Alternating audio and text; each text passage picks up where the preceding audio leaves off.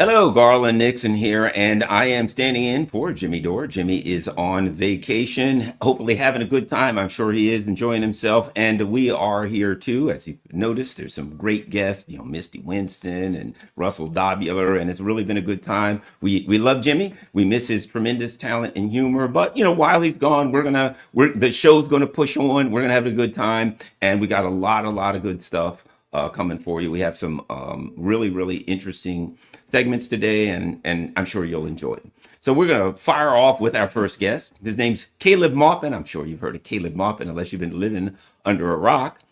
Caleb is a journalist. He's a political analyst who has reported extensively from the Middle East and Latin America. He's made frequent media appearances on RT and Press TV and lots of other places. He's also the founder and director of the Center for Political Innovation, as well as the author of a number of books, including his latest, Imperialism and Anti-Imperialism, Key Writings and Lectures from Caleb Maupin. So we're going to have Caleb on and certainly welcome you. Caleb, welcome to the Jimmy Dore Show. Great to have you back again. Sure. Glad to be here. Well, I see you're a busy man. I know you have been covering the Maduro trial. So we're going to start off. We're going to be talking about the Nicolas Maduro, Kafkaesque show trial going on here in New York. And it certainly appears that in that southern district where it seems to me, Caleb, Every major trial in history is in the New York Southern District. One could be very, very suspicious about that. But at any rate, let's get started. New York Times. The Maduro case may be about to take a hairpin turn. A hairpin turn. That's the worst kind. When Mr. Maduro, make things a bit bigger so I can see him. When Mr. Maduro's case next week makes its way to court on July 22nd, which was a few days ago, and that's why we have Caleb. Caleb's the journalist, and he has in fact been covering that case. He was at the courthouse. He was covering outside the protests. Federal prosecutors could encounter one rather significant obstacle. Our courts don't have the authority to handle his case, and the law that says so was signed by the United States of America. The reason dates back to the first decades of the 20th century, when a topic that seemed dry and legalistic today, international arbitration, was an exciting and idealistic cause, championed as a modern rational tool of justice with the power to change the world. Years later, the United States began including arbitration clauses in many treaties. One of those was a 1922 extradition treaty between the United States and Venezuela. It states in part that all differences between the contracting parties relating to the interpretation or execution of this treaty shall be decided by arbitration. This was approved by the Senate, ratified by the president. That document has the force of law. When Mr. Maduro's case next makes its way to court, federal prosecutors could encounter one rather significant obstacle. Our courts don't have the authority to handle this case, and the law that says so was signed by the United States of America. If the United States honors its agreement, Caleb, I think we're going to talk about that part. It could well be forced to release its prize captive. It's hard to imagine, according to New York Times, that any arbitrator acting in that spirit would declare a dead-of-night kidnapping lawful under the treaty, especially since the target was a head of state. The operation is already in violation of international law. Any attempt by the United States to sidestep arbitration would make it blatantly illegitimate by the United States' own laws, too. Caleb Maupin. Well, we also have, actually, let's do this. We also have a video here, so we're going to remove that. And Caleb, you were there. You saw people out on the street. You could call it injustice, outrageous injustice, but it's a form of U.S. intervention called imperialism. What we're seeing with the Trump administration is it's a stick-up. He's got a gun to the head of the government in Venezuela and is demanding for free their oil, their minerals, and the labor of the people. That's right. That's right. So why is that? It's because Trump is mierda. Trump is mierda, afuera. And out here today, we have a couple of losers over here who are Trump supporters.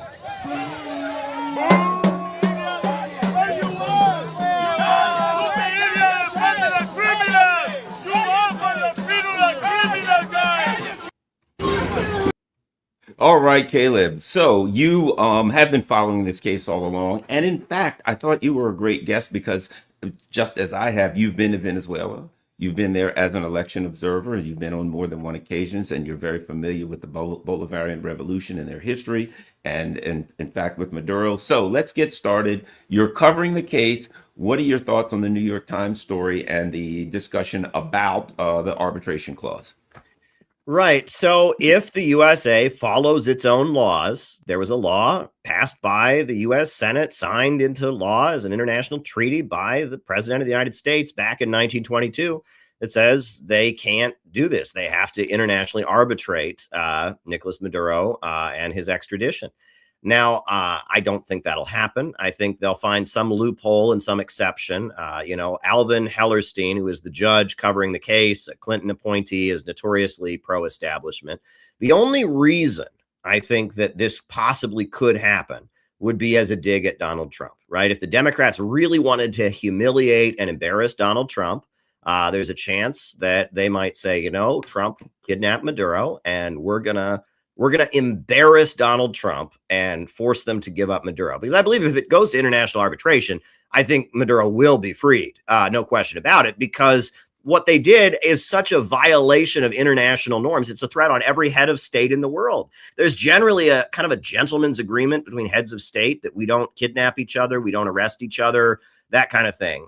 So if this goes to international arbitration, I think he'll be released. But I don't see that happening, but there's a chance. You never know. Again, the stakes are getting higher. We're heading towards the midterms. The midterms are going to be very heated. The economy is certainly screaming as a result of Trump's war, et cetera. So who knows? What do you also covered the protests outside?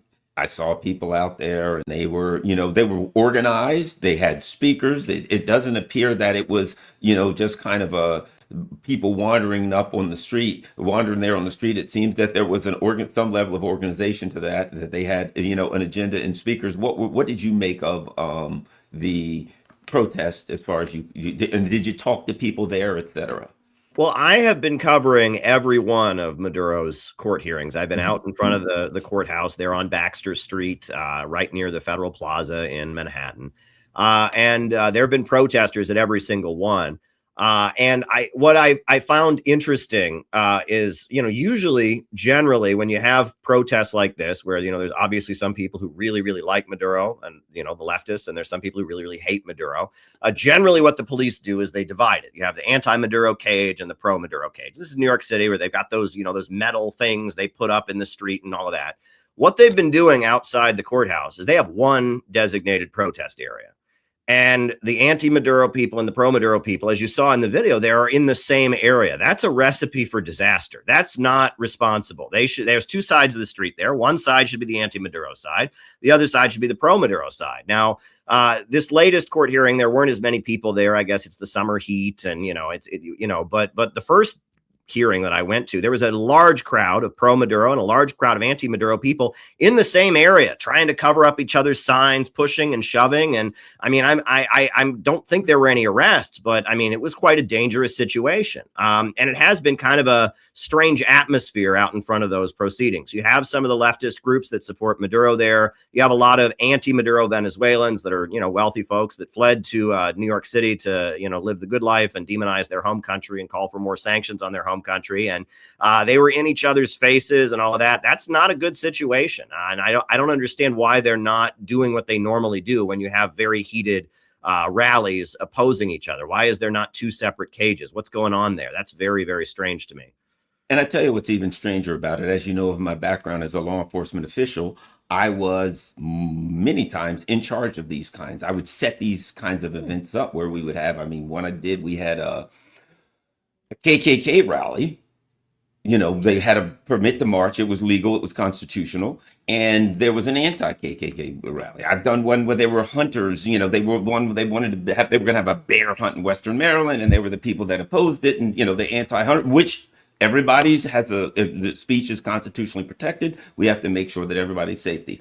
Every one of those meetings, we had the discussion that you're talking about. And you know how I know it? Because I was in charge of the meetings, and I ran the meetings, and I wrote the agenda for the meetings. And the principal concern at this is exactly what you said, ensuring that we reduce conflict, we reduce the potential for conflict between disagreeable or adversarial parties. I'll go so far as to say that is a routine discussion for law enforcement when you're planning security for any type of event like that. So it's not possible that they didn't discuss the potential for these two groups to clash and their responsibility to ensure that that doesn't happen. That's the public safety. What good is it to have cops or anybody if they just stand back and say, okay, guys, start swinging?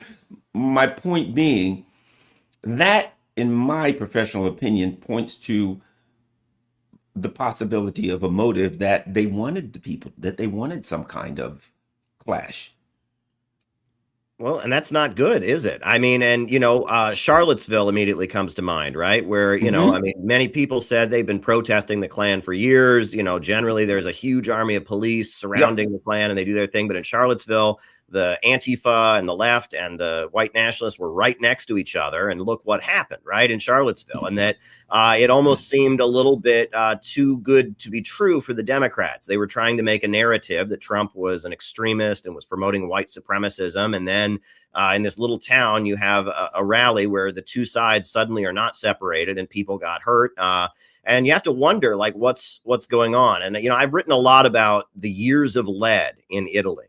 In the 1970s, it looked like Italy was going to leave NATO. And the USA, through Operation Gladio, fomented all kinds of political violence and confusion. And even though the majority of Italians wanted to leave NATO, Italy's still a member of NATO today, and that there was a huge amount of political violence. They call it the years of lead because there were so many shootings and so many bombings, etc.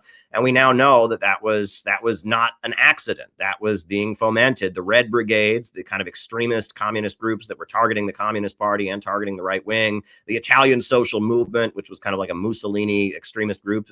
The political violence in Italy in the 70s was fomented by NATO to prevent the Italian public from getting their way. And I look at things like the killing of Charlie Kirk, for example, and the way mainstream media and social media reacted to that. And I look at the way Luigi Mangione is being portrayed as kind of a romantic hero and such. And I feel like there are elements within our deep state that are trying to foment a years of lead in America, because the majority of the American people are angry right now. And everywhere you go in this country, red state, blue state, South, Midwest, wherever you go, people in America know the economy is getting worse and their living standard is going down. Our life expectancy is going down. People know our freedoms are being taken away, our freedom of speech and freedom of assembly, and the government is coming for us. And people know that these wars that are being waged around the world are not being waged for our benefit. They're being waged for the benefit of somebody else, some very rich people that are getting rich as our country is falling apart. That's the majority sentiment. And Ro Khanna has called for a populist movement of the left and the right to oppose these wars, etc. And that's what's waiting to happen. It's only a matter of time before that majority sentiment, people with different ideologies, different worldviews, are going to come together and demand we stop these wars, demand the economy get better, and demand that our freedoms be protected. And that's what I feel like what you might call the deep state is very afraid of. And so fomenting all kinds of crazy political violence and the response to events that we're seeing, I feel like is an effort to prevent that. And I look at the years of lead in Italy as kind of an example of what's being done to America right now. You have as I said, and one of the reasons that I definitely wanted you to come on as a guest is because your background in Venezuela. What we are told by the government is that the Venezuelans mismanaged their finances and mismanaged their economy, and that's why they have such economic trouble, and that Nicolas Maduro violated election laws and election norms and stole the election. Your thoughts on those two particular issues? Well, when it comes to the election thing, we'll just start with that. Jimmy Carter, when he was running the Carter Center, he went to Venezuela and observed their elections. He said they had one of the most transparent elections in history. I mean, they have one of the most clean election systems ever. And when I was there in 2015, I saw with my own eyes how Venezuela, they have electronic voting machines, but they also have paper ballots, and they count them to make sure that the paper ballots match the electronic records. And if they don't match exactly, they have to restart the count. And so when Trump said that Maduro had stolen his election with electronic voting machines, I'm like, wait, how is that possible? Because I've been to Venezuela. I've been to the Center for National Elections. I know what their procedures are. And there's a paper ballot that goes with the electronic voting. And if they don't match, they can't ratify results until there's a match. So I'm how did he do that? That doesn't make any sense. I heard Trump saying that, and I'm just like, I don't understand this. And generally, the opposition in Venezuela doesn't participate in the elections. Well, I mean, then they're mad they lost. Well, they didn't participate. I mean, you don't participate. They boycott the elections on the grounds that, we don't think it's fair, and then they don't participate, and then they don't consider it a legitimate election. And that tends to be the way that they operate. The other thing that I noticed when I was in Venezuela in 2015 for their election is that I noticed that the leader of the opposition back then, Henrique Capriles, also called himself a socialist. He wasn't saying, oh, capitalism's great and Maduro, and he wasn't saying all that stuff. He was saying, look, I'm a socialist too. I just think Maduro has made America too angry. He's alienated America, and I'll get things better with the U.S. Nobody, when I was in Venezuela in 2015, was saying we want capitalism back. No one was saying we want to go back to the way things were in the 1990s. Venezuela, their problem, and when you get to the mismanagement of the economy and such, the problem that Venezuela's had for centuries really is that they're an oil-based economy. They need more of an economy than just oil, right? And that in the reason that they were able to have, the Bolivarian socialist revolution was that when Hugo Chavez was elected, shortly after that, you had 9/11, you had the USA invading Iraq, and that shot the oil prices through the roof. There were huge oil prices, the highest oil prices that had ever been in history, $120 a barrel. And so Hugo Chavez kind of changed the way the state-run oil company was run. It was technically state-run, but it was just kind of used by American oil companies. Well, he actually made it a real state-run oil company, so the revenue went into the government. And he used that money to wipe out illiteracy in the country, right? And bring in Cuban volunteers to teach literacy, to build healthcare clinics for the population. Thousands of people got their eyesight restored. People who basic eye surgery would have prevented their blindness, got their eyesight restored by Cuban doctors who came in. And they did a lot to raise the living standard. And until 2014, the Wall Street Journal even admits, they said the party was still on. Venezuela's economy was doing very, very well because those high oil prices brought in the revenue. Now, after 2014, there was the dramatic oil price drop. And then at the same time, the USA escalated the sanctions. And Hugo Chavez died, and there was division within the ruling party. And the USA just kind of, put the screws on and tried to destroy Venezuela's economy. And part of that, you said mismanaging funds, that's what they tell us. But the reality is the USA has stolen billions of dollars of Venezuelan money that are in banks around the world and in Britain and in American banks and other places. And they just go to the bank accounts of Venezuela and freeze them and take their money. And so they say he's mismanaged the money. Well, you've stolen billions of dollars. And even in the context of this earthquake that just happened in Venezuela, they haven't given it back. And there's billions and billions of dollars of government money that is the property of the state of Venezuela that's been frozen. So they look at that, and you look at the sanctions, right, that made it very, very difficult for Venezuela to import basic products.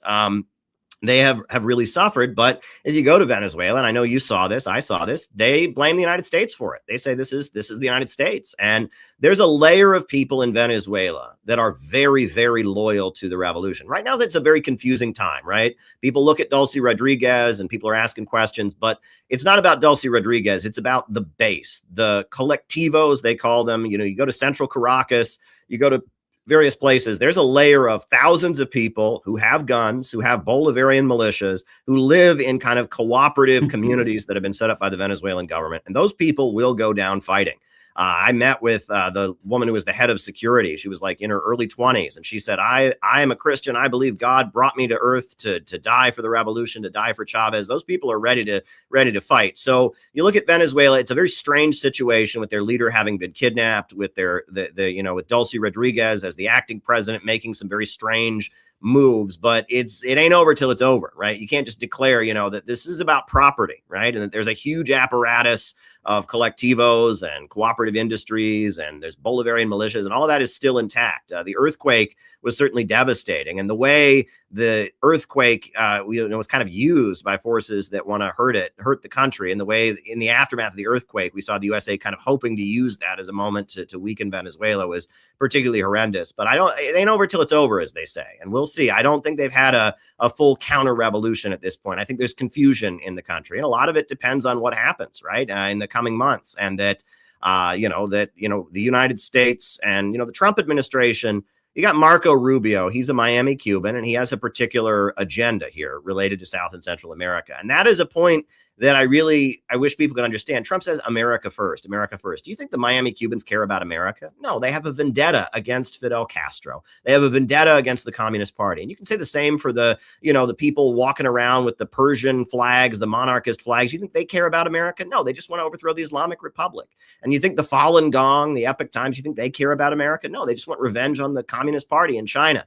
And that we have brought in these kind of anti-communist or, pro-imperialist fanatics from all over the world that have their own agenda, and that agenda doesn't line up with what's good for America. And that, that Trump has very much pandered to these kind of very extreme exile communities who fled to the United States and want to overthrow their home country. And those folks, what they want doesn't really line up with what's really in America's interest. He says America first. Well, why is he giving priority to all these foreign constituencies? I mean, one of them is obviously the Likudniks and the supporters of Netanyahu in Israel. I mean, they have a huge amount of power, and they seem to not really care about America's interest. I'm seeing the images of the young woman from Queens, who lost her life with a number of other Americans who died. What did they die for? Did they die to make America safer, to protect us from terrorism? No, they died to protect Israel's ability to commit its crimes. And so, you can look at this from maybe a conservative or nationalist perspective. You can look at this from a leftist or an anti-imperialist perspective. Americans are getting tired of it. Yeah, I certainly agree, Caleb Maupin. So we've got another segment that we want to discuss. And once again, we're talking with Caleb Maupin, who is a journalist and an author, amongst other things. And in this segment, we're going to discuss a very interesting statement that was made by Sergei Lavrov. And it's pretty clear. It's something that many of us had discussed in the alternative media particular sphere, and he's basically kind of stating the obvious, but it's great to see a very powerful message from someone who is an international diplomat. Sergei Lavrov says, Foreign Minister for Russia, many countries will look at Iran and think nuclear weapons may be the only guarantee of freedom and independence. There will be more and more such sentiments. That's one of the consequences of the aggression the United States and a number of their allies are trying to pursue. And the point that he makes is pretty clear. That is, for the discussion that we have, that we're here to stop nuclear proliferation, our actions will actually cause it to spread. Let's look at this video. I believe many countries will look at Iran and at the previous examples that I have just cited, and they will be thinking that probably only the nuclear weapon, to a certain extent, can guarantee freedom and independence of a state. So there will be more and more such sentiments. To my deepest regret, I'm saying this because that's one of the consequences of the aggression that the United States and a number of their allies are trying to pursue, this aggressive policy that they are trying to pursue to preserve their domineering position. Caleb, I saw a couple of things online where there were people trying to imply, oh, he's saying that Iran should have a nuclear weapon. I see it as just the opposite. I see that he's stating the obvious. We've heard oftentimes in the context of the Iran struggle against U.S. imperialism, the mention of North Korea. What do people say? Well, look at North Korea. The United States won't touch them, won't attack them. Why? Because they have the nuclear deterrent capabilities to ensure that that doesn't happen. So he makes an obvious point, and I think it's I would say an error, but I think it's intentional. But I'll put it like this. I think it's an error for people who don't understand to think that this is an implication that Iran should have a nuclear weapon. I don't think he's talking to Iran. He's talking to the United States, and he's talking to the West about the consequences of aggression. Yeah, I want to start out by saying, I've had the honor of going to press conferences and asking the Russian foreign minister, Sergei Lavrov, questions and all of that. And I just wish people could understand that when you listen to Sergei Lavrov, when you listen to Russian President Putin, when you listen to Maria Zakharova from the Russian Foreign Ministry, you're dealing with a different caliber of leadership, right? When I've been reporting at the UN and other places, whenever there's an American official who comes in or a British official, I can raise my hand all day. They're never going to call on me. And all the questions are completely planned. This mainstream media outlet is going to get a question. This mainstream media outlet's going to get a question. They have a planned response. It's all completely staged.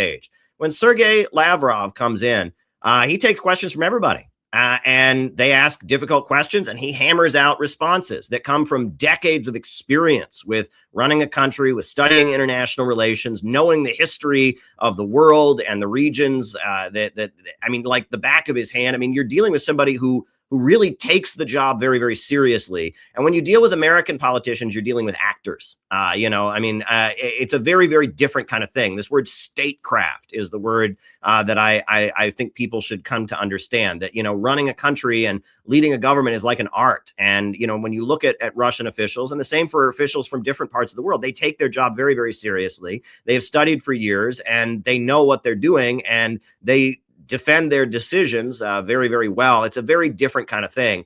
And what are you saying there? I mean, it's kind of obvious, right? Is America says, oh, we don't want countries around the world to have nuclear weapons. But the actions of the United States have basically said to the world, you better get a nuclear weapon, because Saddam Hussein, we lied and said he was getting weapons of mass destruction when he wasn't, and his country got invaded and destroyed. And Gaddafi, he got rid of his weapons of mass destruction and his nuclear program. And look at Gaddafi, look at Libya. We invaded and destroyed it. Syria, right? They joined the Organization for the Prohibition of Chemical Weapons. They gave up any chemical weapons they had. Look at Syria.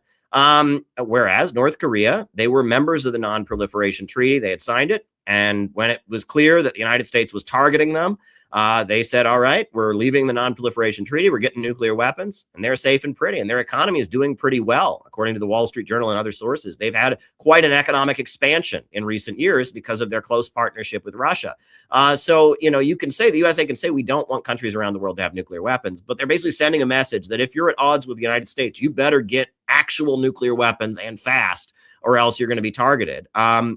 Meanwhile, Israel, which is an ally of the United States, has huge, huge stockpiles of nuclear weapons, hundreds of nuclear weapons. And that's illegal under the Nuclear Non-Proliferation Treaty. Israel's never signed the Nuclear Non-Proliferation Treaty. They have nuclear weapons. U.S. law says any nuclear armed country that hasn't signed the Nuclear Non-Proliferation Treaty, you can't support them under the nuclear. You can't give them any support. U.S. support to Israel is completely illegal because of their nuclear program. But yet, aid to Israel continues. Israel hasn't signed the treaty. And that's the situation we're in. When you talk about, lately, and many people are reacting to the deal with Saudi Arabia that just went down. The Department of Energy has just made an agreement with Saudi Arabia. And, there's a lot of outcry, even from like former Israeli prime ministers and others, saying that this U.S. Department of Energy is not following its standard non-proliferation procedures, that they're going to start enabling Saudi Arabia to build up their peaceful nuclear energy program at the same time that we're bombing Iran over their peaceful nuclear energy program, and that they've bent the rules. There's loopholes being implemented. It's almost like the USA is talking about giving nuclear weapons to Saudi Arabia. I mean, and that's the country the 9/11 hijackers were from. That's an autocratic country that has beheadings and all kinds of things. And the USA is going to help them set up, nuclear enrichment and all kinds of things. Meanwhile, we're bombing Iran because allegedly their peaceful nuclear energy program might lead to nuclear weapons. I mean, the hypocrisy is very, very, very extreme. Iran, let's remember, gave up almost all of their peaceful nuclear energy program in 2015, almost all of it, in exchange for the USA admitting in writing they had the right to nuclear power. And in response to that, their national hero, Qasem Soleimani, was killed, and more sanctions came down, and now the USA has murdered their supreme leader and is bombing them. Giving up their nuclear energy program clearly didn't play out in Iran's favor. And I mean, a message is being sent to the world. I think really what it gets down to is that the interests of Netanyahu and Israel, that needs to maintain an Iranian threat, that doesn't want Iran to support resistance forces throughout the region, and the desire to sell weapons throughout the region based on the notion of an Iranian threat, has overruled kind of long-term geostrategic planning, right? And the Democrats were thinking long-term, how they can dominate things, and like, we'll get closer to Iran, we'll get Iran to give up their nuclear energy program, etc. And Netanyahu is thinking, I need to keep getting reelected, and I need to fight Iran. And the weapons manufacturers, Lockheed Martin and all of them, are saying we need to sell lots of weapons throughout the Middle East.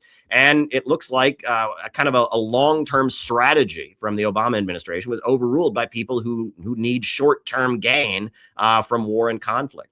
Well, I think that you can look at the Second Amendment argument that a lot of, pro-gun people, and I'm not an anti-gun person, because of the former law enforcement, I'm not pro-gun, I'm not anti-gun. I believe the Second Amendment is there, and that we should, it is what it is. We should deal with it responsibly. But remember what they say. This is one of the tropes. The only thing that can stop a bad guy with a gun is a good guy with a gun. The implication being if someone has a superior weapon, you match the weapon, and therefore either you will not have a conflict, or if you have a conflict, you'll be capable of mitigating the threat, right? Well, doesn't it only stand to reason that that logic would apply to other people who are threatened with a gun, or in this instance, a nuclear weapon? So if you're now a country and you see, wow, if you got a nuclear weapon, they won't attack you.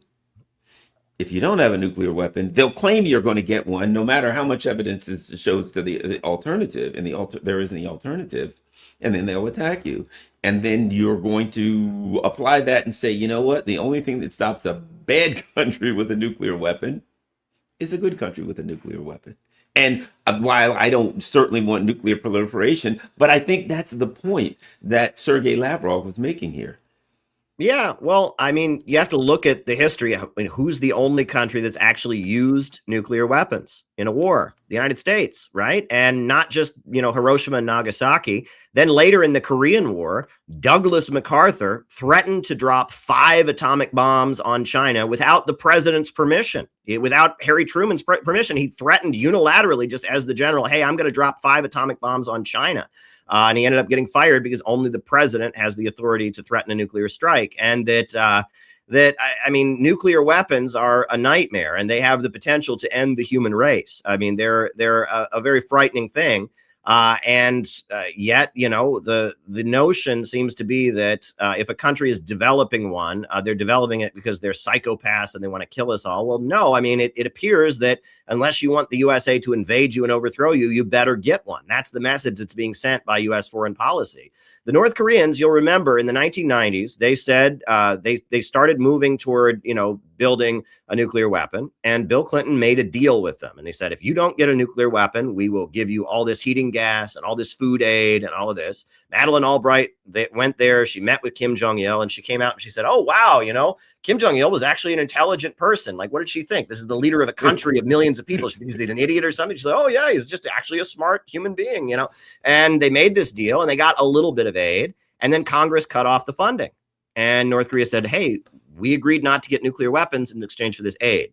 And the aid didn't come, and the aid didn't come. And then Bill Clinton was out of office, and Bush was in office, and the aid didn't come. And then Bush gave his Axis of Evil speech. And at that point, North Korea said, okay, so we're not going to get this aid, and now we're part of the Axis of Evil. And they got nuclear weapons. And they've been safe from U.S. attack ever since, it appears.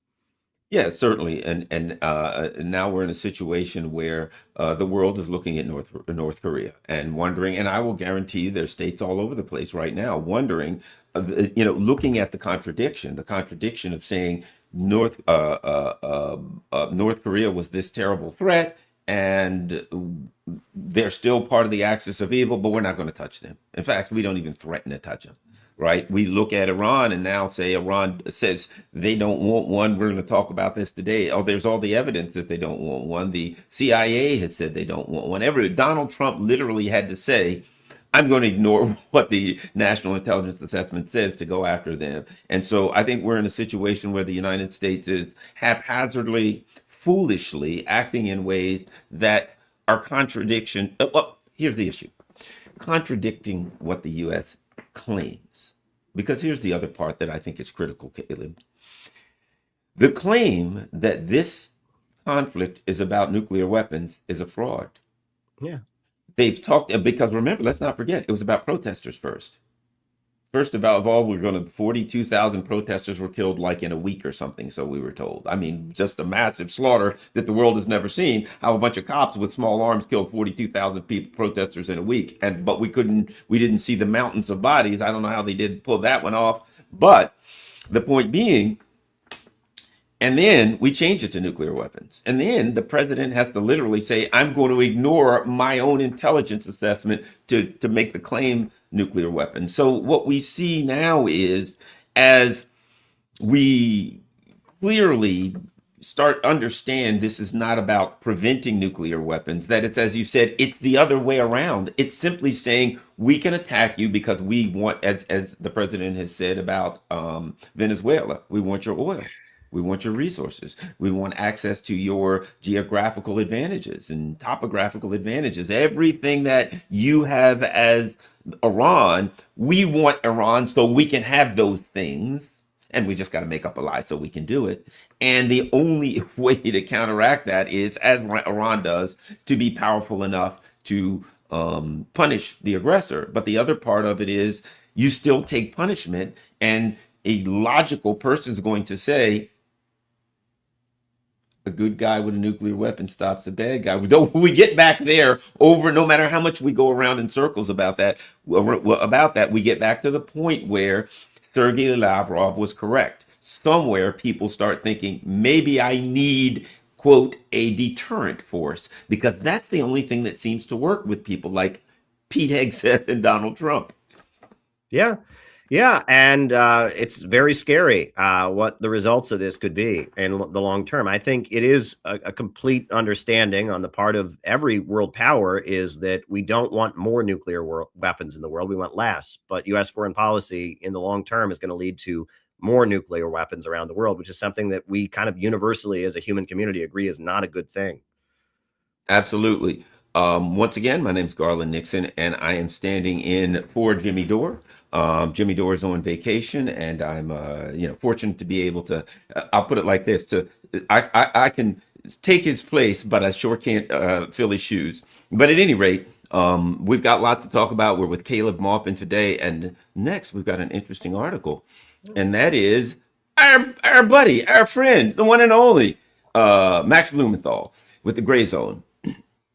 Piers Morgan invited Max Blumenthal on to discuss his Iran reporting. Piers Morgan, if that guy hasn't been humiliated so many times, he must enjoy it, to discuss his Iran reporting and the illegal seizure of his devices by the U.S. government, but spent much of his time questioning Blumenthal's impartiality.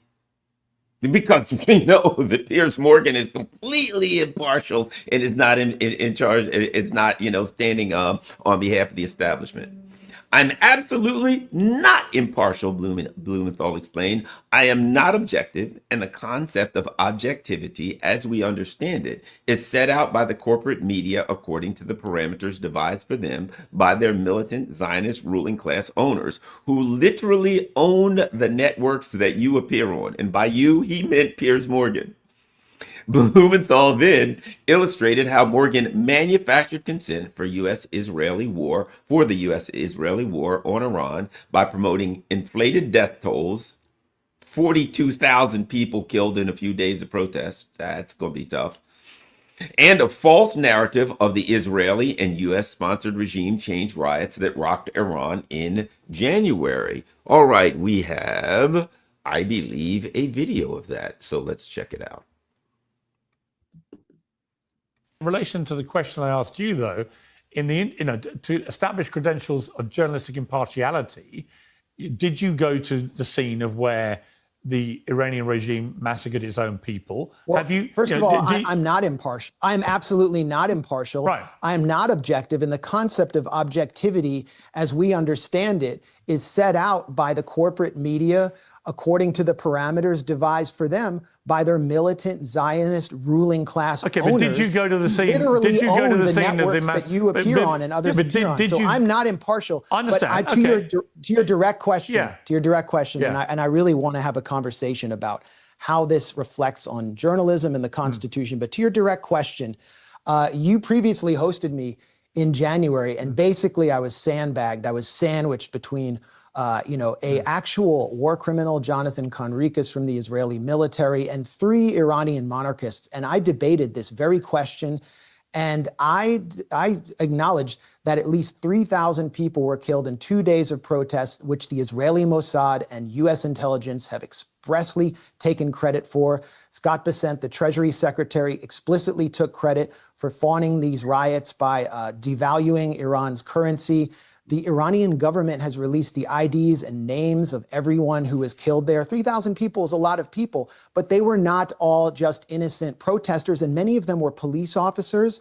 This all began with attacks on police stations, and I was actually, while I was there, and I'm about to produce a report on this, able to interview some off-duty cops. I wasn't set up to meet them. I started a conversation with them, and they told me how their police stations came under attack, how police officers were burned and killed. Some were beheaded by the People's MEK, which is a CIA-backed militant organization. There were also Kurdish militant groups like Komale and PJAK, which were involved. These were militarized riots. They weren't innocent protests, and it was a bridge between the 12-day war from last year to the current war, which you say you opposed. But, you know, I watched you manufacture consent for that war by allowing people to lie about the number who were killed, claiming 40,000, 50,000. Well, I don't think you know how many. I don't think you know any better than they do how many were killed. But I do know, and Iran International. Well, you which don't. Is you know what the Iranian regime's told you. No, Iran International, which is basically run by Israel and used to be run by the Saudis, has acknowledged that less than 5,000. I've seen multiple reports. Again, it's a lot. Listen, but I don't know the clear. exact number, nor do you. Nor do I don't think anybody else does. And hopefully one day we will find out. Okay, Pierce, what would the UK do if Russian intelligence and Chinese intelligence were arming rioters to attack police stations? You know what we wouldn't do? I do think churches. Well, look, what do you think would happen in the UK? Well, what we were going to do is, we were going to have you debate with somebody. Will Chamberlain wanted to do it. You didn't want to debate with him. He sent this message. I don't even know who that is. Is that okay? Well, like the basketball he's a regular player? guest on my show, and he's somebody who. And then you wanted me to debate like a pansexual former Disney actor. Okay. I mean, I deserve some respect. One thing you got to give him, Will Chamberlain. What is that? The basketball player? Is he going to slam dunk on me? No thanks, pal. I'm not trying to get posterized. In an ESPN highlight film, not happening. But we get back to this, and that is the discussion of the media about, that is number one, as he clearly takes the imperial, pro-war, pro-U.S. empire, UK position, he questions the other person to say, are you impartial? As he clearly demonstrates that he's not impartial. Yeah, I mean, when I'm watching him talk there, I'm immediately thinking of how America is one of the only Western countries that maintains the death penalty, right? Most Western countries, almost all of them, I think we are the only Western country that still has the death penalty.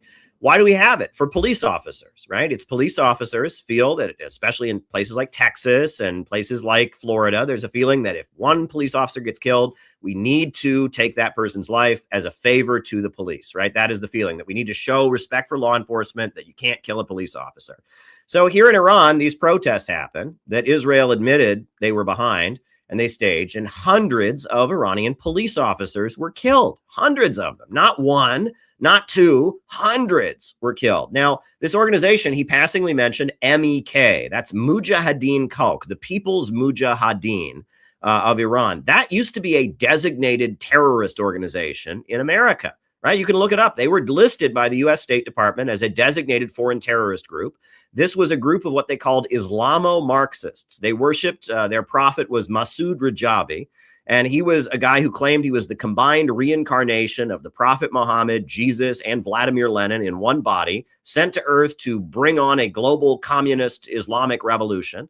And he killed Americans. He took Americans hostage before the Islamic Revolution. And after the Islamic Revolution, the Ayatollah, Khomeini basically said, we don't want you to be part of our government. So then they blew up the Iranian parliament and killed 81 members of the parliament. Can you imagine something like that? We talk about January 6th, people running around in the Capitol. Imagine somebody did something like that and killed 81 parliamentarians. I mean, they're a vicious group. And during the Iraq-Iran war, Saddam Hussein airdropped them into Iran. And they razed whole villages and slaughtered people. And because they were backed by Saddam Hussein, the U.S. government designated them as a foreign terrorist group.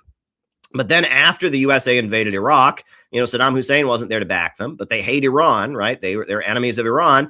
And so they got recruited. And they're the ones that assassinated Iranian nuclear scientists. When I was in Iran, I actually went to the site where a professor, a guy who taught nuclear physics, was walking to class.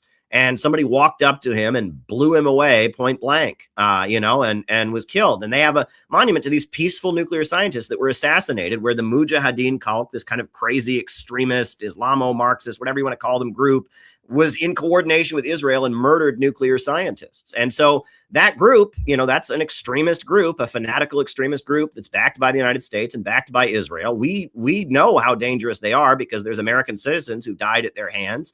We designated them as a foreign terrorist group. They sent all their people out into the streets, and hundreds of police officers were killed. And we're supposed to see the Iranian government responding to that and executing people that were part of that as, well, they're just a brutal, brutal regime. It's so horrible. It's like we're not, understanding the situation here. We wouldn't tolerate that. We had an endless amount of hysteria in American media because supposedly, remember Russiagate, and it all turned out to be a hoax, but supposedly Russia had bought some bots on Twitter. Oh my God, we can't have that. Now Marco Rubio and all of them are throwing a fit about, organizations in America that might supposedly have ties to Cuba. Well, these organizations, they're not killing anybody. They're not murdering police officers. They're not blowing up buildings. I mean, this is the double standard here is very, very extreme. And that, I'm sure that Iran responded to the provocations by the American government, by the Israeli government, utilizing kind of extremist groups in the country to burn police stations and kill police officers. I'm sure Iran responded with a heavy hand, no doubt about it. And there were executions. And but you have to understand the context of these things. But we have a very one-sided narrative of Iran is just an evil regime. Anything they do is completely unacceptable. Well, the world is more nuanced and complicated than that. And the Islamic Republic has faced an all-out onslaught. And, and if you ever said, well, this is being staged by the United States, the defenders of Israel and stuff would say that's a conspiracy theory. But then Israel took credit for it. Their leadership said, we did this. They did this. They took credit for it. So it was very clearly a foreign operation to try and destabilize Iran. And it was not successful. And so now we're at war. The United States is doing what, the extremists funded by the United States and Iran couldn't do. When it really gets down to it, the Islamic Republic has a lot of popular support. In every neighborhood, they have what's called a Basij Council, where people wake up every day and say, how can I advance the Islamic revolution in my neighborhood, in my community? And there's a really strong and well-organized layer of the population that says the Islamic Republic and their Shia Islamic ideology, not capitalism, but Islam, war of poverty against wealth, neither East nor West, Islamic Republic, they believe in that. And the Islamic Revolutionary Guards is a military organization that is the largest economic entity in Iran. And they have a huge base of support. And so when people go out to try and overthrow the government, there's a lot of ordinary people that aren't police officers, that aren't members of the Islamic Revolutionary Guards, but are just ordinary people who go out and push back. And that's why the Islamic Republic is still standing in light of all the sanctions, all the bombing that they've faced. They have a huge base of support and they've delivered the goods. Right. It was Khomeini under his leadership that Iran, got full medical care for the population. If you look at how much the infant mortality rate dropped during the 1980s and how access to medical care was made available to the population, they electrified the countryside. They built these beautiful, huge highways. They raised the population's living standard. There's pretty much universal employment in Iran. If you want a job, the government will give you one. Maybe it won't be the best job you ever wanted, but they basically guarantee employment and an income to their population. They have a very well-organized layer of people that are very, very loyal to them. They have medical services available. They've done a lot to raise the people up. And there's a lot of people in Iran, especially in the countryside, in the rural areas, who are very, very loyal to the Islamic Republic and will go down fighting. And I saw when I was in Iran, the first time I ever went to Iran, I saw how every neighborhood has faces. You go to like every block in Tehran, they've got faces up, and the faces are of people in that neighborhood who are what they call martyrs, people who died for the Islamic Republic. And every block, every neighborhood has a monument to somebody who gave their life in that neighborhood to defend the Islamic Republic. And in Shia Islam, martyrdom is considered one of the highest things one can do. Now, I don't think that's unique to Shia Islam necessarily, right? Jesus Christ told his followers, whoever gains his life shall lose it, but whoever loses his life for my sake shall gain it. So, the Christian religion talks about that too, but that's a really big emphasis in the Shia interpretation, is that if you give your life for the oppressed, you are one of the most high people in the next life. So I believe that Iran is not going to fall, and they have a huge base of support. As a journalist, this concept about impartiality, right? I find it interesting that especially a Piers Morgan or anyone in the U.S. Media would talk about that. The impartiality certainly is, if I'm a journalist and I'm reporting on the Yankees versus the versus what are they, the Red Sox. Sure, I want to be impartiality unless I'm reporting in New York or Boston. Fair enough. Great, excellent. But when you talk, let's say we say someone was arrested for beating and murdering a family of four. Well, you don't want to say, well, we've got to think about the killer side too. He's a human being. No, that's not the way you want to do things. Clearly, there is a moral aspect here. And I think when you're talking about genocide, when you're talking about what it is in this instance, an illegal war of aggression, which is the greatest crime known to humanity, under international law, attacking an innocent country, and international law says that's where all other terrible crimes come from. The concept of impartiality in the context of the way that Piers Morgan is using it means that you have to be, quote, impartial in a way that doesn't take morality or right or wrong into context. However, that never works the other way. If you ask Morgan, if you ask them, well, is, I don't know, the Russia, Ukraine. No, well, there's clearly Russia's the bad guys and Ukraine's the good guys. So they will say that you have to be impartial as they take sides in every conflict to say one side is the bad guy, and it's always the side that opposes British and U.S. imperialism. Yeah, I mean, this whole thing about objectivity is just silly. I mean, first of all, there's not two sides to every story. There's 50 sides to every story, right? So you say, I'm going to cover both sides. Well, there's way more than that. It's not simply two sides to every story. On top of that, I mean, for years, I've been handing out leaflets as an activist. You hand someone a leaflet. No, I won't take that. I think for myself. I watch CNN and Fox and I make up my own mind. I can't take your leaflet. That's propaganda. I think for myself. And this is the whole thing in America, right? We think for ourselves, and we're shown images of young people in Iran or young people in Venezuela or young people in China or whatever. And it's like, oh, those young people, they're brainwashed. But in America, they think for themselves. They've done studies that show most American young people can't even find their own country on a map, right? They don't even know where their own country is on a map. Well, you show me those images of young people in Iran that are part of the Basij or the Revolutionary Guards. You show me those images of young Bolivarian youth in Venezuela or the young pioneers in China. You say those kids are brainwashed. They can all find their own country on a map. And that think for yourself and this, I think for myself. It's just kind of an excuse for not thinking at all in a lot of cases. And it's very phony. And it's just kind of part of the Western liberal narrative that I think the whole world can see through. What's interesting also is about this concept is, okay, impartiality. That implies that the media has a duty to be impartial. Why do I say that? There are a lot of us, people like me, people like Ray McGovern, so many of us who used to be regulars on national television, who used to be regulars on CNN, MSNBC, Fox. Many of us, including Max, would get calls from major networks and say, I'd like you to come on and talk. I was on constantly.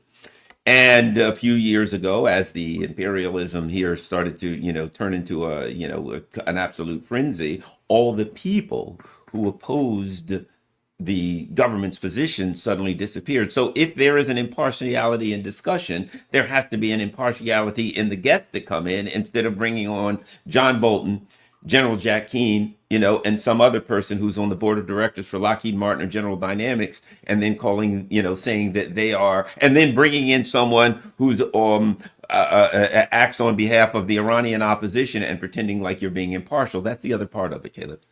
Yeah. And I mean, I guess when it really gets down to it, the problem is the problem for the elite, not for guys like you and I that are standing up and challenging their narratives.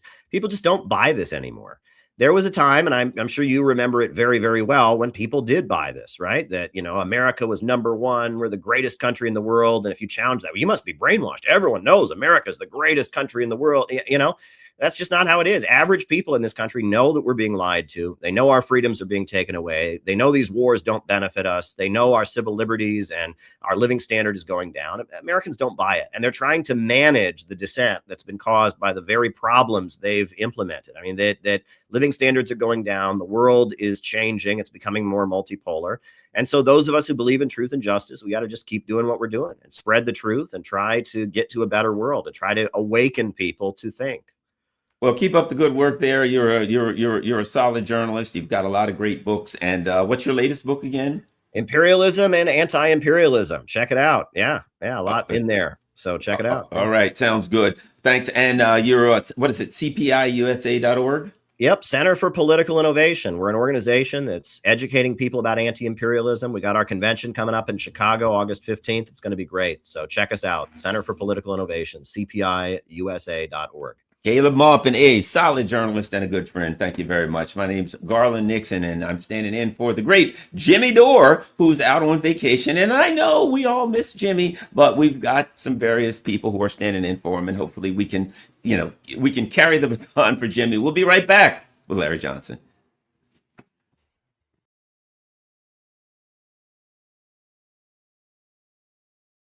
I'm still shocked at the lack of curiosity of most people into COVID and all the lies that were told, and how people still aren't angry at Dr. Fauci. What do you still find it incredible that people are incurious about what actually happened? And you can take it anywhere you want about COVID. I'll be amazed by what happened for all of my life. I will never get to a point where I'm not amazed by what happened in 2019, 2021, and is still going on. There's a strange schizophrenia about it. On the one hand, when in relation to things like injury from the jabs, excess deaths, various aspects, the mass of the population have been successfully moved on. People just don't talk about it, and yet the jabs are still out there. People are still receiving boosters or whatever it is they call them, or at the very least, that product is still available. We find that when I say we, I mean my wife Trudy and I. We find that more and more around us, people report illnesses and death in a way that we weren't familiar with. I mean, we're not the youngest people in the room, but we're only, I suppose, really in middle age, and we think it's a bit premature to be hearing about so many strokes, heart attacks, so much neurological damage that neighbours, passers-by will report to us. Our kids come in from their jobs and say, so-and-so, has been diagnosed with stage 4 such and such, and yet even now you do not mention the jab. You just don't, because I think that it's not a lack of curiosity. I think for too many people who went with it, who believed in it, and then too many people who took the jabs, and all the people around them took the jabs, they don't want to contemplate what the consequences have been, and I do understand that.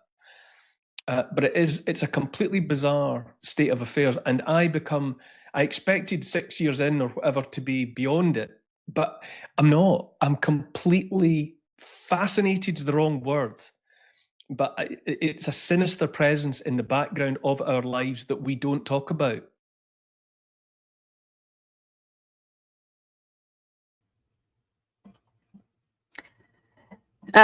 Thank you for that one, Neil Oliver, on a little Jimmy short. All right. Great interview with Caleb Maupin. Thank you, Garland. We just have a few chats and then we'll throw back to Garland with our next guest, Larry Johnson. So we got Sparky out the gate. Great work, Garland. Keep on trucking. Funky Lollipop. We can't allow the kidnapping of Maduro or others so-called enemies of America to become normalized, no matter your politics. Thank you, Funky Lollipop. Sparky is back. Father and daughter, I know, visited their alma mater unaware of the Unite the Right rally. Saw protesters from both sides getting off the same charter buses on the outskirts of Charlottesville. Sparky again. Fun fact: Pete Hegseth was introduced to the media by Lindsey Graham around 2010. Before that, Pete was Lindsay's rent boy. Oh, I've not heard rent boy. Thanks, Sparky. Chris Allegra, is it? Piers got emoji. Has to pretend he didn't enjoy it. Is that, slapped? All right. Thank you, Chris. Sparky, Rudy Giuliani is an MEK stooge who lied about Ronald Reagan supporting Israel. Truth is, Reagan told Israel to go F itself and to go get the hell out of Lebanon, and they complied. Spike Spiegel, weird how we hear about Islamo-Marxists, but never Christian or Jewish Marxists. It's almost like they took two terms, turned them into pejoratives, and mashed them together for their war agenda. It is almost like that, Spike Spiegel. And on that note, oh, you know what? We don't have Garland. He's not ready quite yet. Hold. Let's see. Did I have any last chats come in? Just a moment. Oh, let's see. No, I didn't. Not over there. Let me see. Oh, here he comes. He's ready. All right. Back to Garland. Hello, Garland Nixon here. I'm standing in for Jimmy Dore. Jimmy is on vacation this week, and he's got a few people standing in for him. If you've been watching, Russell Dobular and various really, really good people, and I'm happy to grab the baton and keep running with it for Jimmy Dore. So you're watching the Jimmy Dore Show. Make sure whenever you watch alternative media, whenever you watch any of our segments and you like that segment, make sure you share it on all your social media platforms. As you know, the algorithms are not friendly. All you have to do is start searching, go to X or something and start searching for the Jimmy Dore Show, and you'll be like, what? How does Jimmy get all of these views? How does all of these people love the Jimmy Dore Show? And for some reason, he just doesn't show up. That's the algorithm. We have with us now the one and only, I got a bio for this guy, and he's great. I know him well. Larry Johnson, he's a CIA analyst and deputy director of the State Department's former deputy director of the State Department's Office of Counterterrorism from 1989 and 1993, where he specialized in transportation security and anti-terrorism training. After leaving government service, he co-founded Berg Associates, an international consulting firm focused on terrorism, aviation security, and crisis management. He currently publishes analyses on intelligence, national security, and political issues on his fantastic website, a website that I go to regularly so I can know what's going on. OSINT, they call it, Open Source Intelligence. The one and only Larry Johnson. Larry, welcome. How are you? Man, oh man, I got to tell you, that's a nice shirt you got there, buddy. Larry is known for his, what do we call them? Tropical shirts, Hawaiian shirts. What? Well, this is an Aussie shirt. This was gifted to me by one of the viewers, readers, listeners from Australia. Oh, there you go. Well, that's great. Well, let's get started on this important segment. So what we've been listening to, Larry, recently is we've got to stop Iran from having nukes. This is all about Iran. Nukes. Donald Trump literally told a bunch of school kids a while back, if we hadn't started this war, the Iranians would have got a nuke and launched it directly at you, and you'd have been gone. So thank God. Let's go back. Look at the date on this. May 2000. Okay, so this is 2026. So this is now. U.S. intel community agreed before the Iran war, Iran wasn't developing a nuclear weapon. One of the many tragedies of this war is that before the war began, the U.S. intel community, including the CIA, was in agreement that Iran wasn't developing a nuclear weapon and that Iran would target U.S. bases in the region and shut down the Straits of Hormuz if they were attacked by Israel and the U.S. This was according to Joe Kent. Well, let's go back a little bit further. This is 2007. U.S. finds Iran halted its nuclear arms effort in, sorry about that, for God's sake, in 2003. A new assessment by American intelligence agencies released Monday concludes that Iran halted its nuclear weapons program in 2003 and that the program remains frozen, contradicting a judgment 2 years ago that Tehran was working relentlessly towards a nuclear bomb. Donald M. Kerr, the principal deputy director of national intelligence, said that since the new estimate was at odds with the 2005 assessment and thus at odds with public statements by top officials about Iran, we felt it was important to release this information to ensure that an accurate presentation. So we see another similarity. Wait, what's this? America's spies say Iran wasn't building a nuclear weapon. Trump dismisses the assessment. Tulsi Gabbard left no doubt when she testified to Congress about Iran's nuclear program earlier this year. the country was not building a nuclear weapon. The National Intelligence Director told lawmakers and its supreme leader had not reauthorized the dormant program, even though it had enriched uranium to higher levels. You know, Larry, what we're seeing here is something that's kind of horrifying. And that is that the U.S. intelligence community for years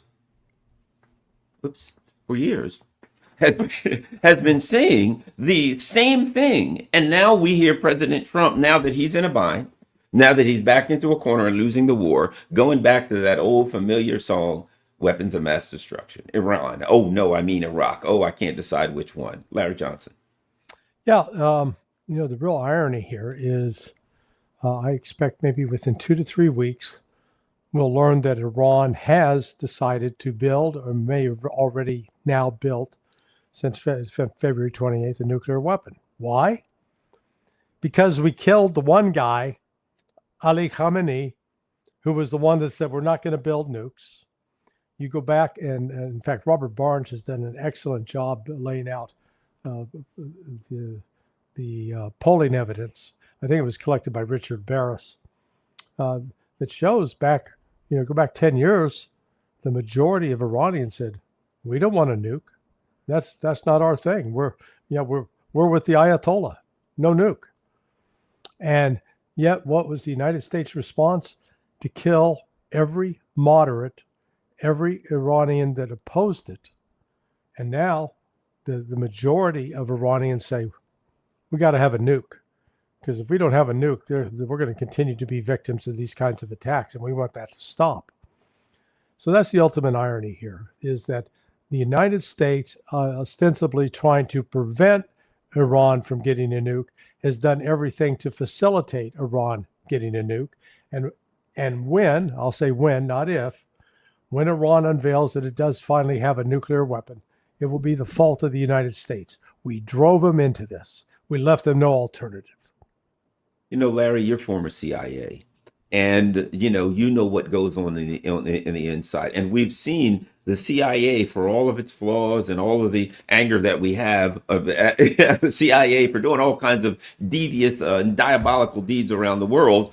We see that in this instance, the analysts looked at it, said, they don't have it for whatever reason. We can argue about the political background on that, but what goes into those kinds of things? How do they come to that conclusion? Why do you think, with all of the pressure, for the political pressure to say, yes, they definitely got, with Bibi Netanyahu for the last 40 years saying they're, 2 days away, how do you think the CIA comes out with this assessment, and why do you think they were able to do it? Well, you draw upon a broad source of or a number of different sources. Ideally, you've got human intelligence from people who, let's say in this case, spies who had been, Iranians who were recruited to give us information that normally Iran wouldn't want to give out. But we'd know what was being said behind closed doors in meetings that were held in classified facilities in Iran. So that's number one. You look for what are the indicators? What would need to be happening materially, logistically, like buying centrifuges, any sign that the enrichment of uranium was exceeding 60%. Because, at 60%, in theory, you could build a nuclear device, but it would be so large, so unwieldy. I mean, it's just it's not practical or useful. You really need to get above 90% in order to enrich the uranium. You'd be looking for intelligence of contacts with, say, in this case, Pakistan. Pakistan's, one nuclear scientist, Khan, was notorious for, he helped the North Koreans get it. So if he was making visits to Iran, or the Iranians were, we had it through intercepted communications, NSA side. So again, it's like you are given a jigsaw puzzle, and you're asked to try to put the puzzle pieces together. But in putting those puzzle pieces together, you also take into account what is it that the Ayatollah has been saying, both publicly, and then is there any evidence to substantiate that what his public pronouncements are being complied with? And when he insisted that this is a fatwa, it is a sin, it's haram to build a nuclear device because you're going to kill innocent people with it. The intelligence community, and it wasn't just the CIA, it wasn't just one analyst at CIA said, this is what I think. I mean, back when I was doing the job, and I was covering the war in Central America. If I wrote a judgment about something, I had to coordinate it with an analyst at the Defense Intelligence Agency, at least one, sometimes more, analysts at the National Security Agency, analysts at the Bureau of State Intelligence and Research. Those were the key ones, and either they'd agree or disagree, and there were times when we had disagreements, and then they could write what's called a dissent. They'd say, no, we think, Larry Johnson claims the moon is white. We insist the moon is yellow because.